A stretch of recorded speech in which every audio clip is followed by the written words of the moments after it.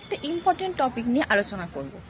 আমরা কখন অ্যাডজেক্টিভের কম্পারেটিভ ডিগ্রিতে কখন এলওয়াই অ্যাড করব, কখন মোর অ্যাড করব, আর কখন কি করব ওয়াই থাকলে আই অ্যাড করব।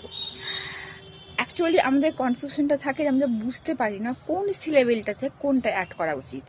মনে রাখবে মনোসিলেবিক মিন্স ওয়ান ওয়ার্ড, যেমন বিগ, স্মল, বিগ, বিগার, ই আর অ্যাড করছি, স্মল, স্মলার, ই আর অ্যাড করছি, এগুলো কি মনোসিলেবিক মানে ওয়ান সিঙ্গেল ওয়ার্ড। তো এই ক্ষেত্রে আমি ইউজ করব কি ই আর। এবার যেগুলো হচ্ছে মনোসিলেবিক না, ওয়ান সিঙ্গেল ওয়ার্ড না, more than one word means beautiful, beautiful আর বলতে পারবো না, মোর বিউটিফুল, এই রকম অর্থে তখন আমরা কি করব, মোর ইউজ করব। আর যে অ্যাডজেক্টিভের পেছনে এল ওয়াই থাকবে সেখানে আমি ইউজ করব কি আই ই আর। বোঝা গেল কি বলতে চাইছি?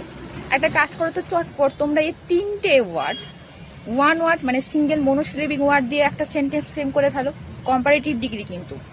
আর একটা হচ্ছে ও more than one word, beautiful দিয়ে তোমরা একটা করো, একটা সেন্টেন্স ফ্রেম করে ফেলো।